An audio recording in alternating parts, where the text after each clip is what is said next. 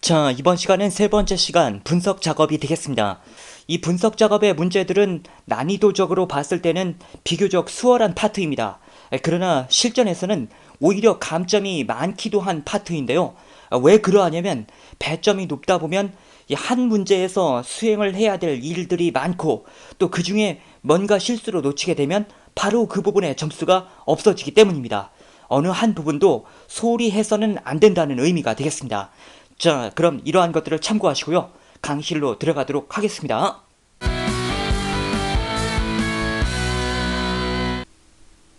다음은 분석 작업 1번 시트가 되겠습니다. 다음 지시사항에 따라서 피벗 테이블 보고서를 작성하시오. 우선 이 피벗 테이블이라는 것은 요약 분석표가 되겠습니다. 즉, 여기 있는 이 자료를 가지고 요약 분석표를 만들어라. 그런 말이 되겠습니다. 꼭 그래야 되는 것은 아니지만 이 피벗 테이블 작업도 원본표를 블럭 설정을 한 다음에 진행을 하면 진행 과정이 조금 수월하거든요. 그래서 블럭 설정을 먼저 한 다음 메뉴바의 삽입, 피벗 테이블로 들어갑니다. 테이블 범위에서 자, 첫 번째 표의 범위는 자동으로 블럭 설정이 됐습니다. 우리가 블럭 설정을 한 다음에 피벗 테이블로 들어왔기 때문에 자동으로 설정이 된 겁니다. 그 다음에 피벗 테이블을 배치할 위치를 선택해야 되겠는데 문제에는 피벗 테이블 보고서를 B의 44셀에 작성하시오 라고 나와 있습니다. 이 말은 현재 워크시트, 즉 기존 워크시트에 B의 44에 배치하라는 말이거든요. 그래서 기존 워크시트를 체크하고요. B의 44셀을 클릭해주면 되겠습니다. 확인. 그러면 이와 같이 피벗 테이블이 만들어질 영역과 필드 목록창이 나오게 되겠는데요. 우선 이 필드 목록창에 대해서는 어떤 사람들은 이렇게 떨어져 나오는 분도 있고 더블 클릭하면 이렇게 달라붙거든요. 이렇게 달라붙어서 나오는 분도 있을 수가 있겠습니다. 뭐 어떤 상황이건 상관은 없겠고 만약 이걸 떨어뜨려야 된다 라고 한다면 이걸 좀 잡고 오래 있으면 됩니다. 오래 있다 보면은 이렇게 떨어지게 되니까 필요에 맞게 사용하기 바랍니다. 직위를 페이지로, 여기서 말하는 페이지는 필터 영역을 말하는 거거든요. 이 옛날 버전은 페이지라고 나오고 있었습니다. 그래서 직위를 보고서 필터 영역에 배치하고 부서 코드는 행으로 처리하고 부서 코드를 잡아서 행에 배치하면 됩니다. 혹시 잘못 배치를 했다라고 한다면 잡고 이렇게 바깥으로 드래그하면 또 없어지게 되니까 참고하시기 바랍니다. 그 다음에 데이터는 전산이론, 전산실기의 평균을 계산해라. 여기서 말하는 데이터 영역은 값 영역을 말하는 것입니다. 그래서 값 영역에 전산이론과 전산실기를 드래그해서 배치하면 되겠습니다. 결국 이번 문제는 이제 열에는 따로 배치할 필드가 있는 건 아닙니다.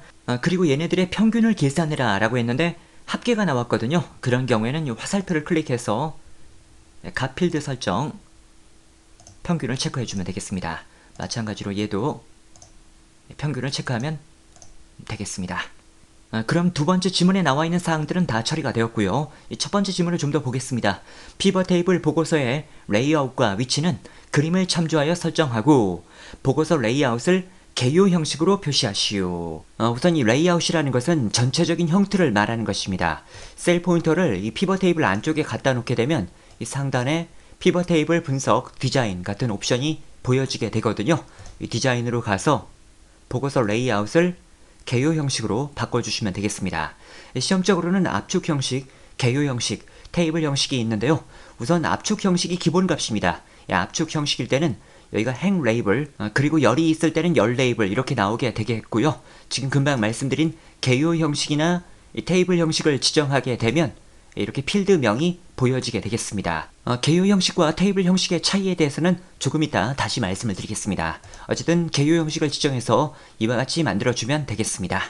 부서 코드의 첫 번째 문자가 G인 자료는 관리본부로, T인 경우에는 기술본부로 그룹을 작성하시오.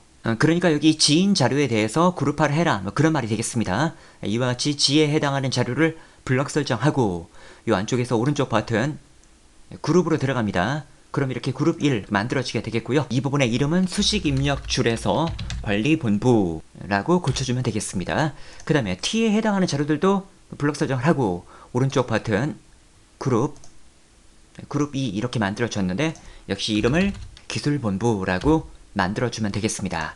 혹시 그룹화를 잘못했다 라고 한다면 블럭 설정을 해서 오른쪽 버튼 그룹 해제를 눌러주면 원래대로 되돌아가게 되겠습니다. 지금은 그룹화가 되어야 되니까 컨트롤 Z를 눌러서 그룹화 되도록 배치하겠습니다. 그리고 앞서 개요 형식과 테이블 형식에 대한 차이점을 말씀드리지 않았었는데요. 개요 형식 같은 경우는 그룹명이 나오고 그 아래쪽에 데이터가 나오게 됩니다. 반면 테이블 형식 같은 경우는 이렇게 그룹이 나오고 그 옆에서부터 바로 자료들이 나와지게 되겠습니다. 어쨌든 지금 문제에서는 개요 형식으로 지정해라 이렇게 친절하게 안내가 되었지만 어떤 시험 문제는 그림만을 보고 개요 형식인지 테이블 형식인지를 판단해야 되는 문제도 있거든요. 그래서 둘 사이를 이렇게 구분하면 되겠고요.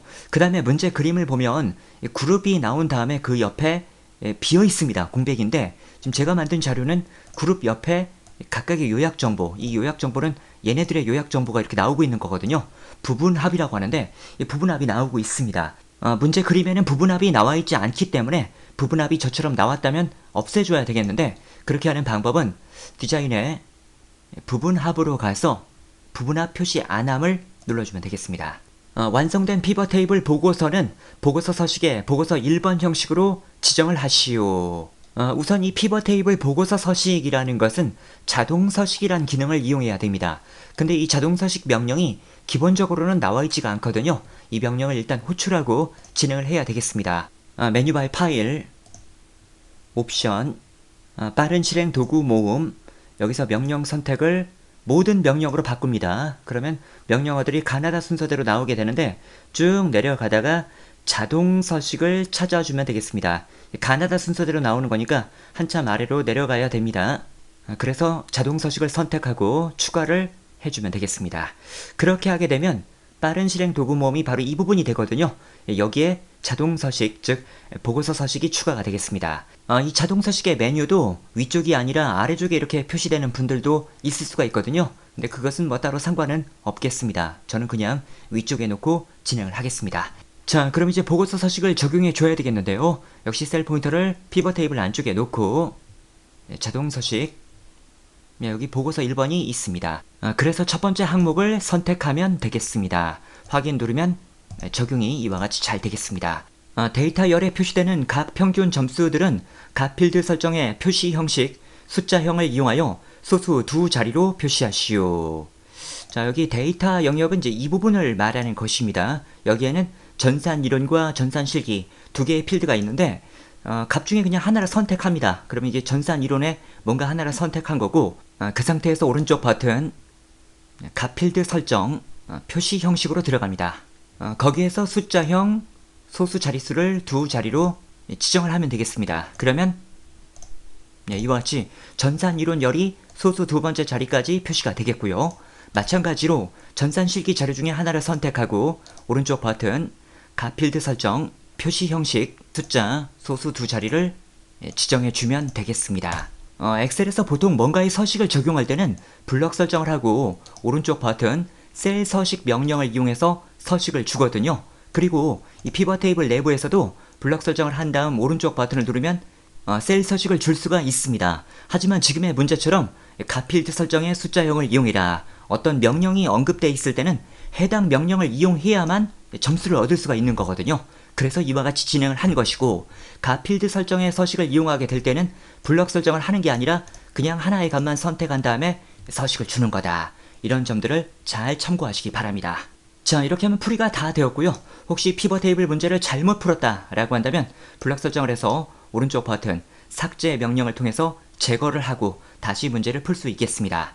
하나만 더 말씀드리겠습니다. 이번 문제에서는 피벗 테이블을 B의 44에 배치해라 라고 했는데 지금 자료가 B의 42부터 나왔거든요. 그럼 이게 잘못된 게 아니냐 라고 생각하실지 모르겠는데 이 피벗 테이블의 기준 위치는 여기 보고서 필터가 있는 부분이 아니라 행과 열이 만나는 첫 번째 셀이 되겠습니다. 해서 B의 44로 이미 지정이 된 거고 이거를 증명하기 위해서는 피벗 테이블 분석에 피벗 테이블 이동 여기로 가보면 위치값이 나오는데 B의 44라고 나오고 있습니다. 이 피벗 테이블 이동이란 명령도 혹시 여러분들이 피벗 테이블을 만든 다음에 위치를 잘못 설정했더라, B의 44가 아니라 45에 나오라고 문제에 나왔더라 라고 하면 여기서 살짝 그 값만 45로 바꿔주면 되겠습니다. 어쨌든 지금은 44에 나오는 게 맞으니까 그대로 두면 되겠습니다. 그 다음은 분석 작업 2번 시트입니다. 데이터 도구를 이용하여 표 1에서 성명, 성별, 생년월일열을 기준으로 중복된 값이 입력된 셀을 포함하는 행을 삭제하시오.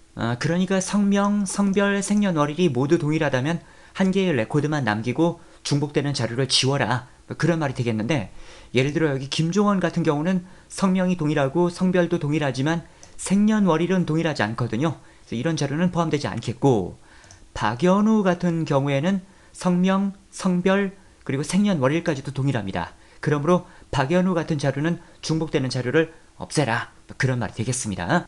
일단 표 1번의 자료를 모두 블럭 설정을 합니다. 필드명을 포함해서 블럭 설정을 합니다. 메뉴바의 데이터, 이 메뉴바의 데이터에 있는 명령들이 필드명까지 블럭 설정하는 유형이 많습니다. 그래서 지금 유형도 필드명까지 범위를 지정했던 겁니다. 자, 데이터 도구에 가보면 중복된 항목 제거라는 메뉴가 있습니다. 일단 모든 항목이 선택되어 있는데 모두 선택 취소를 눌러서 선택을 일단 취소하시기 바랍니다. 그런 다음 문제에서 언급한 것처럼 성명, 성별, 생년월일 이 세 개의 필드만 선택을 하면 되겠습니다. 즉, 이 세 개의 값이 중복되면 중복되는 값은 삭제한다. 그런 말이 되겠습니다. 확인 누르면 버전에 따라서 이 메시지가 나오는 버전도 있고 아닌 버전도 있는데 뭐 메시지가 나왔다라고 하더라도 이건 특별한 문제는 아닙니다. 확인을 눌러주면 되겠습니다.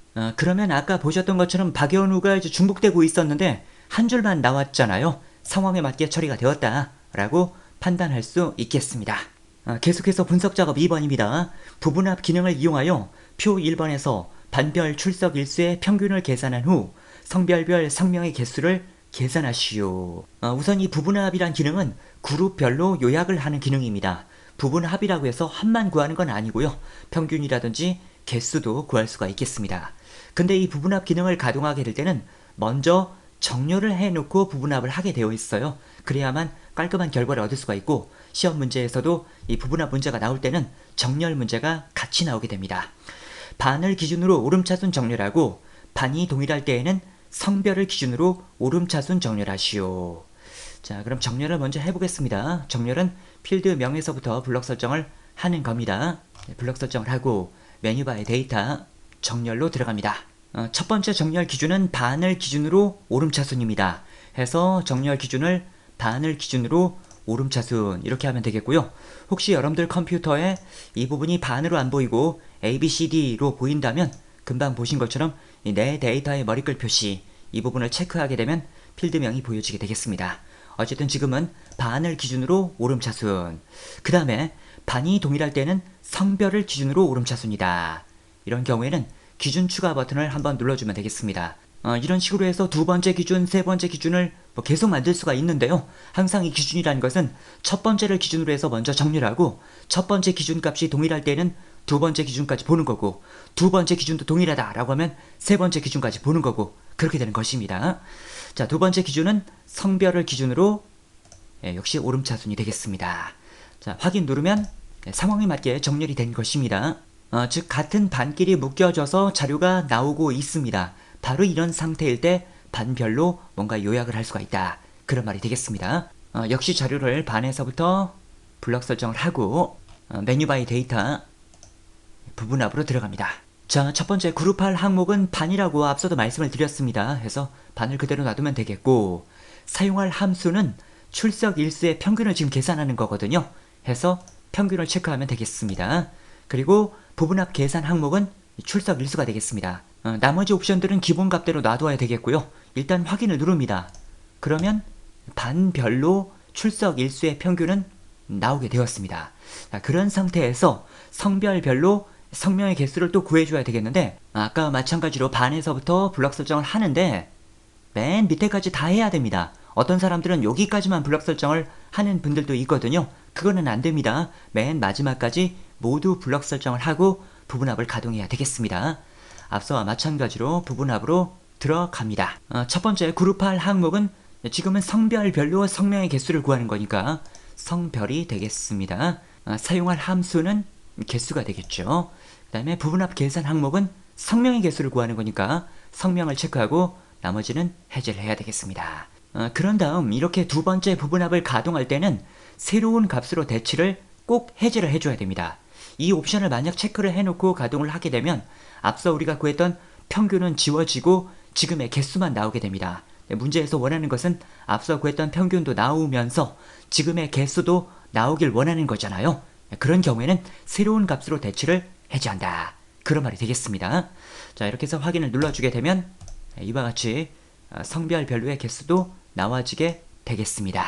앞서 두 번째 부분합을 가동할 때 블럭 설정을 잘 해야 된다. 그런 말씀을 드렸는데 만약에 블럭 설정을 정확하게 하지 못한 분들은 이 부분의 결과가 좀 다르게 나올 거예요. 그래서 이 부분이 상황에 맞게 나오고 있는지를 한번 점검해 보시기 바랍니다. 평균과 개수는 위에 명시된 순서대로 처리하시오. 말은 이제 평균을 먼저 계산하고 개수를 계산해라. 그런 말인데 상황에 맞게 지금 처리를 한 것입니다. 만약 이 부분합 문제를 잘못 풀었다라고 한다면 셀 포인터를 표 안에다 갖다 놓으시고 아까 들어갔던 부분합으로 들어가서 거기 맨 아래 모두 제거란 버튼이 있거든요. 이 버튼을 이용해서 클리어를 하고 다시 문제를 풀 수 있겠습니다. 자, 그럼 이번 강의도 마치고요. 다음 강의에서 계속 이어지도록 하겠습니다.